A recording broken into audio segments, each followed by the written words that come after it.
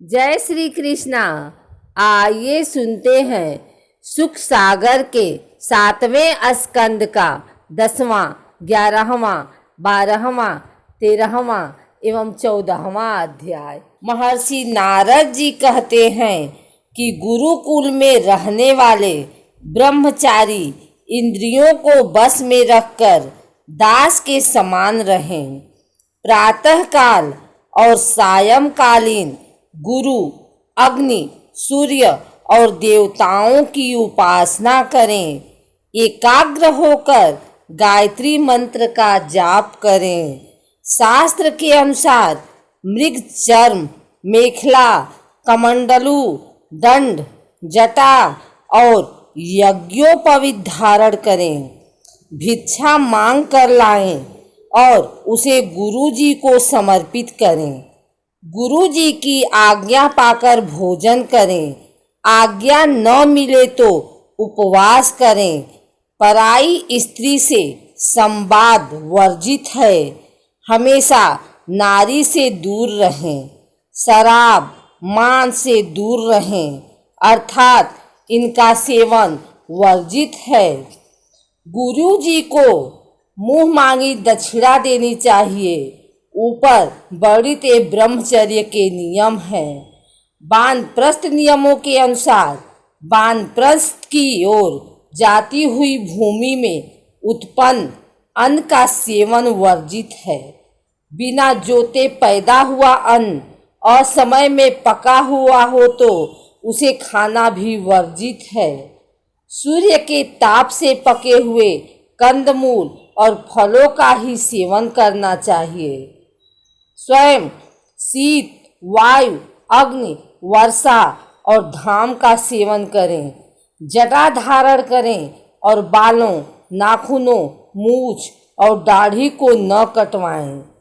मृग चर्म, कमंडल, वल्कल वस्त्र, दंड और अग्निहोत्र की सामग्री अपने पास रखें। 1 वर्ष तक वानप्रस्थ के नियमों का पालन करना चाहिए। पृथ्वी का जल में, जल का अग्नि में, अग्नि का वायु में, वायु का आकाश में, आकाश का अहंकार में, अहंकार का महत्व में, महत्व का अव्यक्त में और अव्यक्त का अविनाशी परमात्मा के रूप में स्थित हो जाए। 11वां अध्याय प्रारंभ। महर्षि नारद जी ने बताया कि वानप्रस्थ में ब्रह्म विचार का सामर्थ्य हो तो संन्यास लें।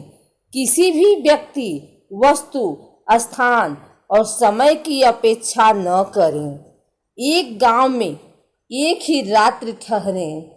हमेशा विचरण करते रहें।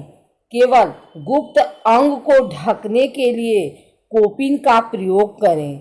किसी का आश्रय न लेकर अकेले ही विचरण करें। केवल काल की प्रतीक्षा करते रहें। निर्वाह हेतु जीविता न करें। वाद विवाद में तर्क न करें। किसी का पक्ष नहीं लेना चाहिए। भाषण न दें। हमेशा अपने को पागल और बालक की तरह रखना चाहिए। मनुष्यों की दृष्टि में वह गूंगा दिखाई पड़े। 12वां अध्याय प्रारंभ। महर्षि नारद जी ने बताया कि एक बार प्रहलाद मंत्रियों के साथ घूम रहे थे। उन्होंने देखा कि कावेरी नदी के तट पर एक मुनि लेटे हुए हैं। प्रहलाद जी ने उनके सिर से पैरों तक हाथ से स्पर्श किया और बोले, ब्राह्मण देवता, बिना भोग के ही आपका शरीर इतना हृष्ट पुष्ट कैसे है? यदि सुनाने योग्य हो तो बताइए। वह मुनि दत्तात्रेय जी थे। मुनि दत्तात्रेय जी ने प्रहलाद से कहा, सुनो, मेरी भक्ति के कारण भगवान श्री नारायण हमेशा मेरे हृदय में विराजमान रहते हैं।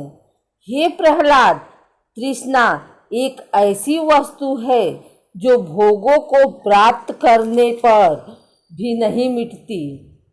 तृष्णा ने मुझे अनेक योनियों में डाला। दैववश मुझे मनुष्य योनि मिली है। यह मनुष्य योनि स्वर्ग, मोक्ष, तीर्थ योनि तथा मानव देह की भी प्राप्ति का द्वार है। मनुष्य सुख की प्राप्ति और दुखों की निवृत्ति के लिए अनेक कर्म करता है, परंतु फल उल्टा प्राप्त होता है। इसलिए मैं कर्मों से उभर चुका हूँ। इस संसार में अजगर और मधुमक्खी मेरे सबसे बड़े गुरु हैं। उनकी शिक्षा से मुझे वैराग्य और संतोष प्राप्त हुआ है। जैसे मधुमक्खी शहद एकत्रित करती है, उसी प्रकार कष्ट उठाकर मनुष्य धन एकत्र करता है, परंतु कोई भी अन्य पुरुष धन के स्वामी को मारकर उसका धन ले जाता है। इससे मुझे यह शिक्षा मिली कि विषय भोगों से विरक्त रहना ही ठीक है। मैं अजगर की तरह पड़ा रहता हूँ और दैववश कुछ मिल जाए तो खा लेता हूँ, और नहीं मिले तो धैर्य धारण कर पड़ा रहता हूँ। मुझे जैसा वस्त्र मिले वह पहन लेता हूँ। मैं पृथ्वी, पत्थर, घास या राख पर पड़ा रहता हूँ। पिशाच के समान बिल्कुल नग्न अवस्था में विचरता रहता हूँ। प्रत्येक मनुष्य का स्वभाव भिन्न भिन्न होता है। मेरी यह आत्मकथा अत्यंत गुप्त है एवं लोक और शास्त्र से दूर की वस्तु है। 13वां अध्याय प्रारंभ। महर्षि नारद जी ने बताया कि मनुष्य गृहस्थाश्रम में रहे और गृहस्थ धर्म के अनुसार सब काम करे, परंतु उन्हें भगवान को समर्पित करता रहे एवं भगवान के अवतारों की लीला सुधा का पान करता रहे, जो गृहस्थ संबंधी सदाचार के लक्षण हैं। व्यक्ति स्त्री के लिए प्राण तक न्यौछावर कर देते हैं, यहाँ तक कि उसके लिए अपने माँ बाप और गुरु को भी मार डालने में नहीं हिचकिचाते। अगर स्त्री से किसी ने अपनी ममता हटा ली तो उसने स्वयं नित्य विजयी भगवान पर विजय प्राप्त कर ली। ब्राह्मण देवता मनुष्य प्राणियों में यथा योग्य उपयुक्त सामग्रियों द्वारा अंतर्यामी रूप से विराजमान भगवान की पूजा करनी चाहिए। जहाँ जहाँ पर भगवान के अवतार हुए हैं उन जगहों का समय समय पर जाकर अवलोकन करना चाहिए। जैसे पुष्कर, कुरुक्षेत्र, गया, प्रयाग, द्वारका, वृंदावन, काशी, मथुरा, बद्रिकाश्रम, अयोध्या, चित्रकूट, रामेश्वरम आदि। 14वां अध्याय प्रारंभ। महर्षि नारद जी कहते हैं कि गृहस्थ व्यक्ति को चाहिए कि श्राद्ध अथवा देव पूजा के अवसर पर अपने कर्म फल प्राप्त करने के लिए ज्ञानवान मनुष्य को ज्ञान दे। देव कार्य में या पितृ कार्य में कम से कम एक ब्राह्मण को भोजन कराने के बाद स्वयं भोजन ग्रहण करे। मनुष्य को आधि भौतिक दुख को दया के द्वारा, आध्यात्मिक दुख के योग बल के द्वारा, आधि दैविक दुख को समाधि के द्वारा एवं निद्रा को सात्विक भोजन, स्थान, संग आदि के सेवन से जीतना चाहिए। सत्व गुण के द्वारा रजोगुण एवं तमोगुण पर और उपरति के द्वारा सत्व गुण पर विजय प्राप्त करनी चाहिए।